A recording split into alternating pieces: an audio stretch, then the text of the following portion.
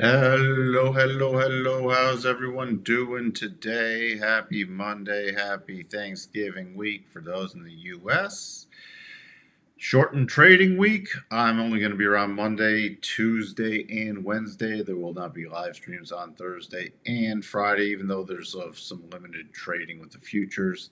I will not be around. Hope everyone has a fantastic week. Good morning, Patrick. Hey, George. How are you doing today? Good morning, Anissa. Good morning, Heinrich. Good morning, Richard. Good morning, Sterling. Good morning, people hiding in the background. All right, so hopefully this live stream will go off okay. Did some upgrades this weekend on the computer, so we shall see. We shall see. What do we have going on this week? Today, we just have the 3 and 6 month bill auctions consumer board leading index, still expect to be in contraction. What's Sterling's fun fact?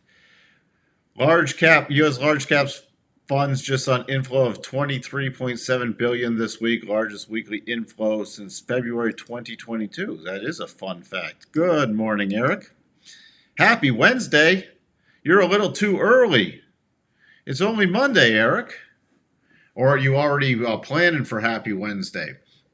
So that's really it today. I mean, this shouldn't be a shock consumer board unless it pops into out of contraction, which would be above zero.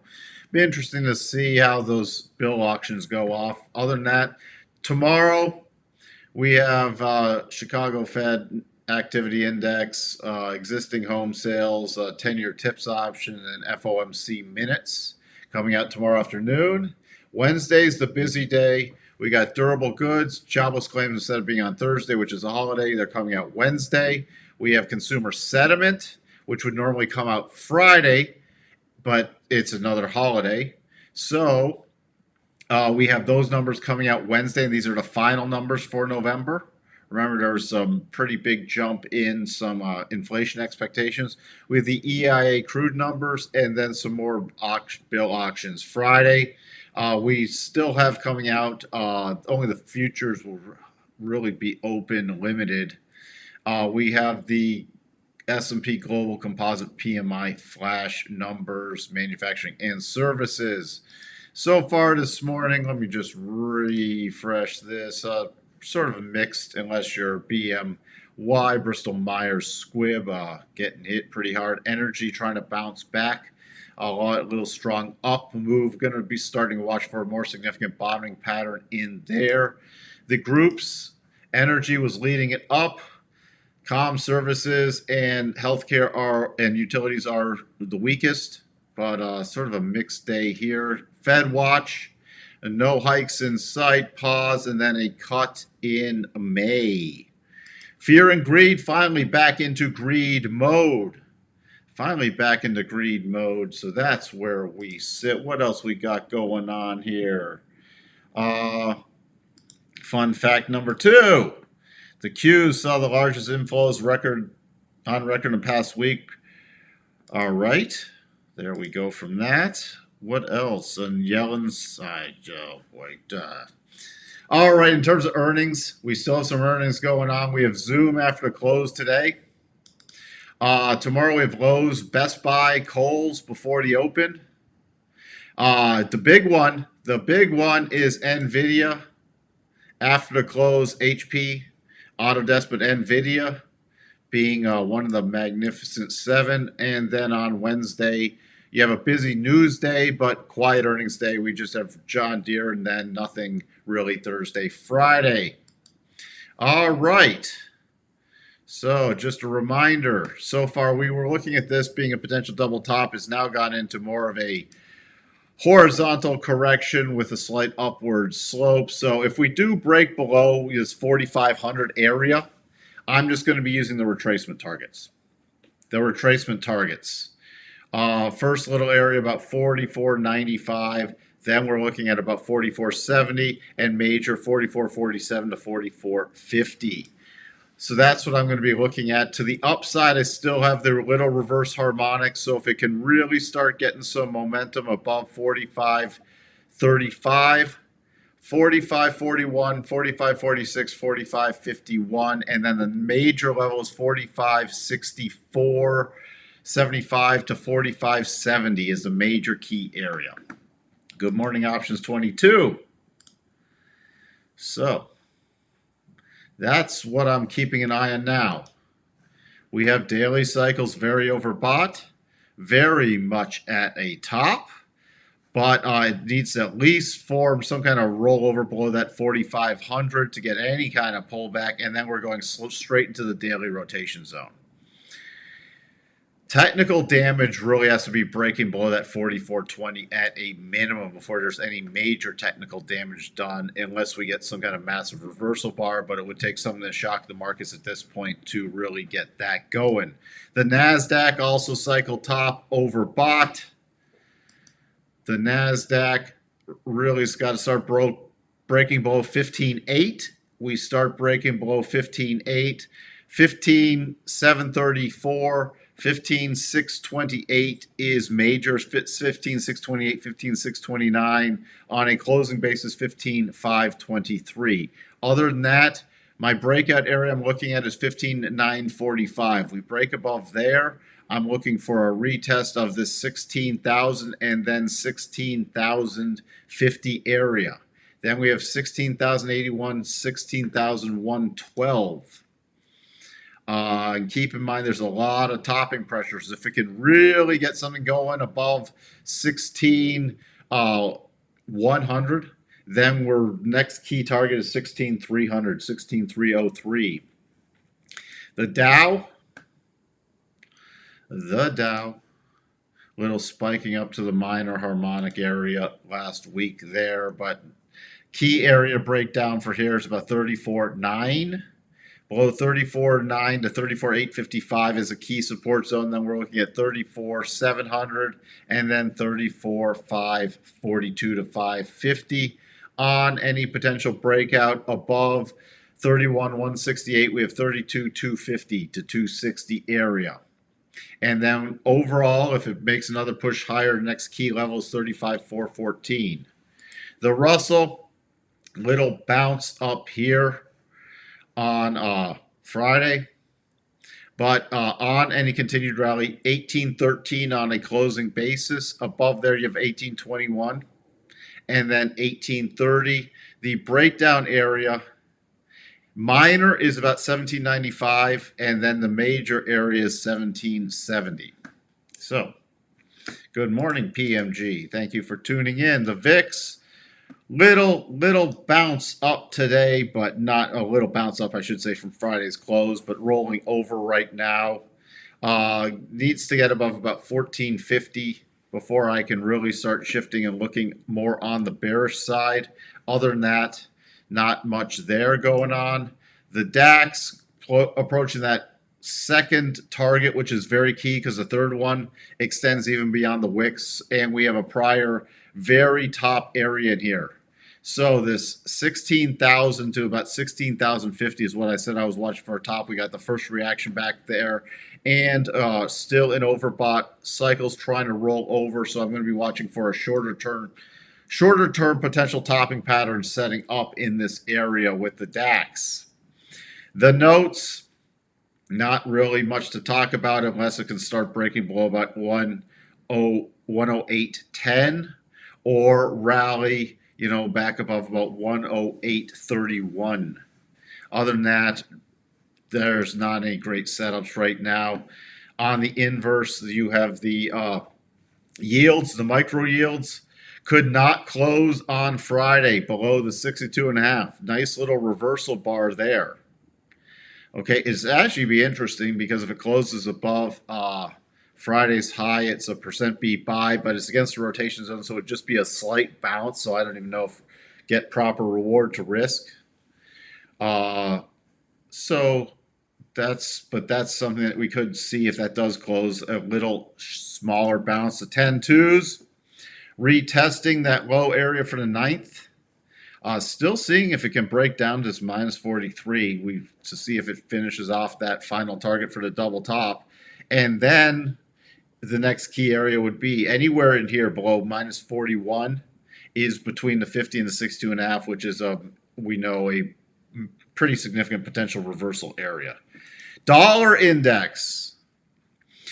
We've reconnected with the 200 where it found support. It broke above it back in August, found support, and then moved up. Now we're retesting that area with cycles getting to the bottom and in oversold condition. So I'm starting to watch this week for a potential significant bottoming pattern. Does not have to happen today, but I am starting to watch this week.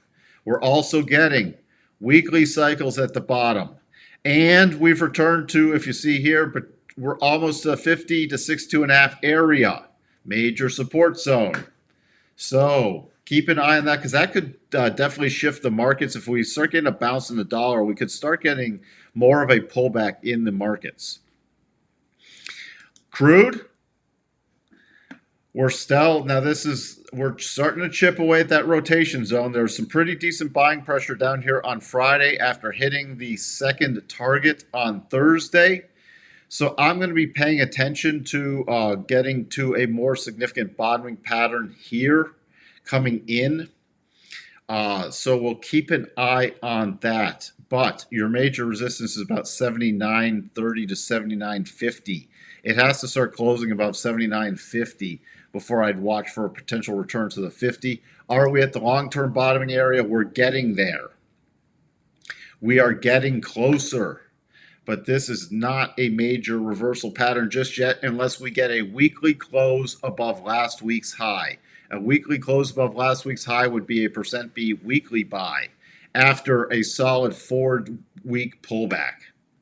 So I am watching last week's high if any bounce continues. Now, I'm not expecting that to trigger, but we shall see. Gold. Gold daily topping cycles. So I'm now watching for another pullback move with weekly still heading down. And then once we get to a bottom on weekly and daily cycles, then I'll be starting to watch for another significant push up in gold. Keep an eye at this 200 area, about 1935 to about 1950.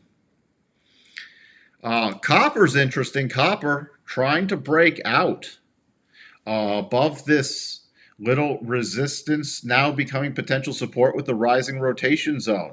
So as long as we don't get a close back below 368, I'm going to be watching for some continued follow through on copper to the upside. The yen finally pulling back. And this isn't, I'm just looking at these for pullback areas because of this wasn't a properly formed double because of all these lows, but I'm just using this for pullback areas. But definitely a short-term shift into the weekly rotation zone. So getting to weekly cycle bottoms, I'll be watching for a shorter bottoming pattern, especially over the next few days with the daily. Getting to the bottom also could correspond with a dollar index low. Euro, not much just yet in the euro. Though keep an eye, if it does close above 109.65, we could see some continued upward pressure. But again, with that dollar potentially bottoming formation, I'm watching for some rollover play as long as we don't get the close above 109.65 in the euro. With cycles at the top and getting overbought. The pound has a potential double top. Potential.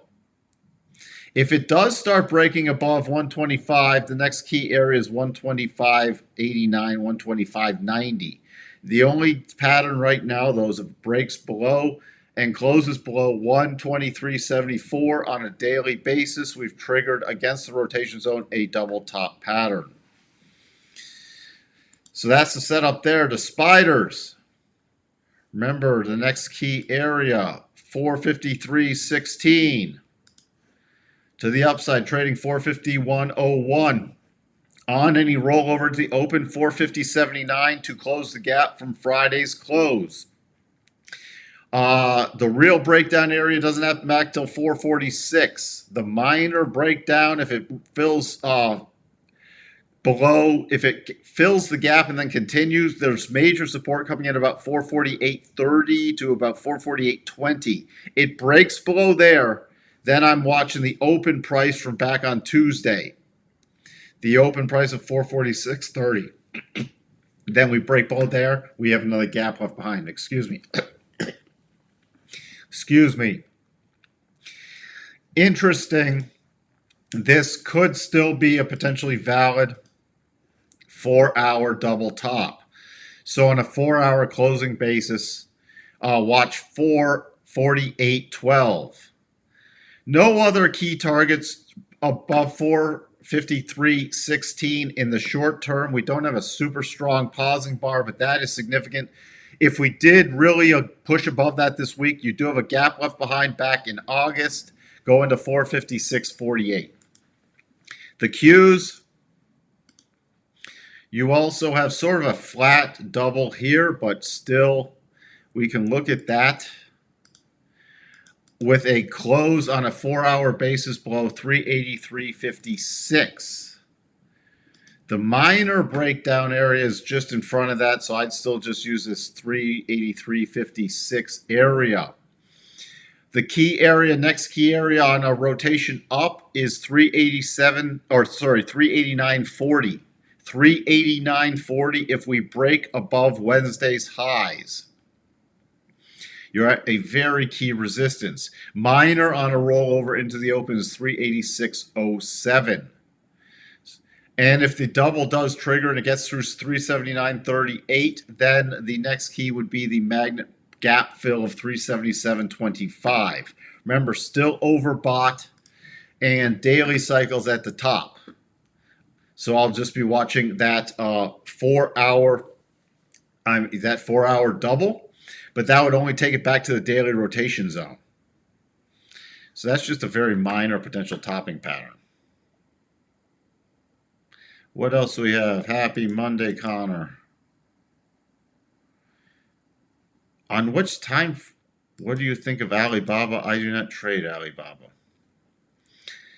Is the bottom in what?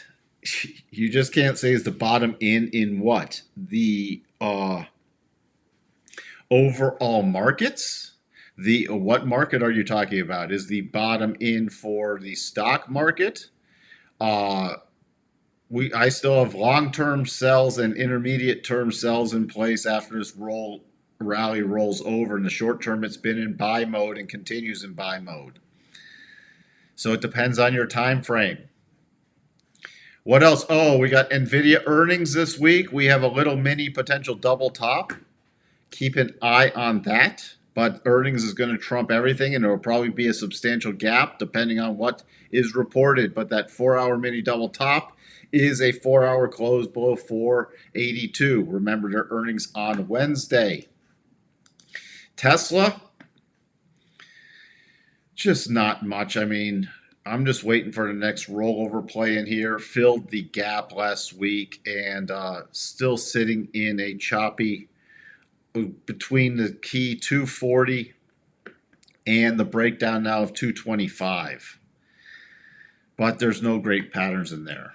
Do we have tested rules for front running double bottom on a daily chart? I use just whatever pattern sets up. Okay, I can do sometimes a front run based off a 4-hour %B buy or a daily %B buy. I watch for divergent setups. So once confirmed and not triggered, there's too many different setups I look at to front run it. So no, I do not have like one set of a front run pattern. Positive gamma SPX above 4,500. Then that's where you'll get your selling pressure. Thank you for listing that. And we're in that territory now.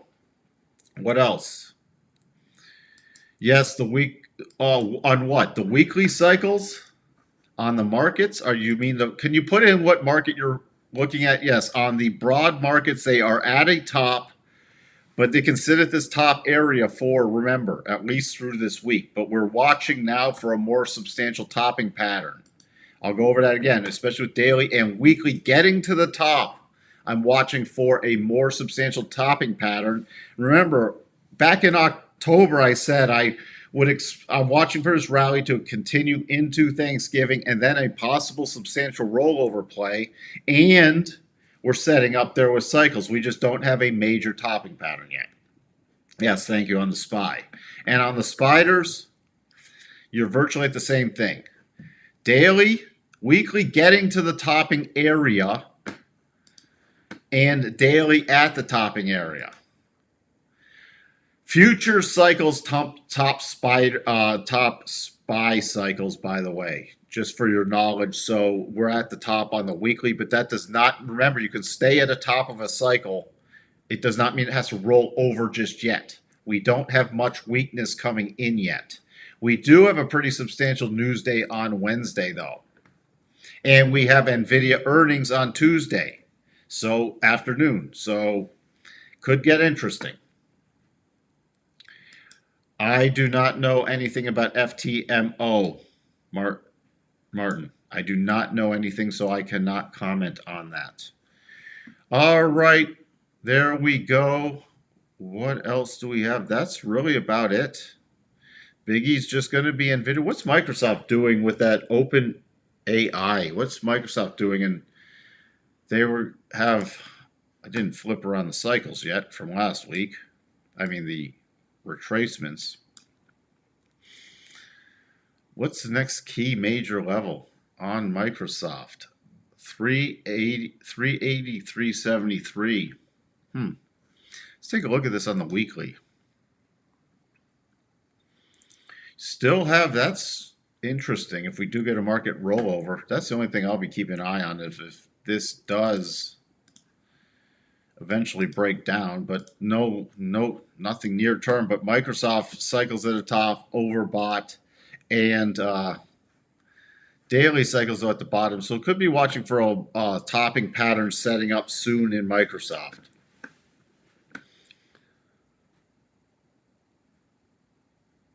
All right. Well, thank you, Richard, for posts. Oil better rally or throw more pasta sauce on paintings? Why don't you glue yourself to the roadway, George? You're welcome, Anissa. Everyone have a fantastic trading day, and I will see you all back tomorrow morning. Thank you for tuning in. Keep in mind there are a couple minor topping patterns, but nothing's triggered yet. And so far, we're in a sideways correction, no pullback correction just yet. And with that, I'll leave it at that and see everyone tomorrow morning. Bye for now.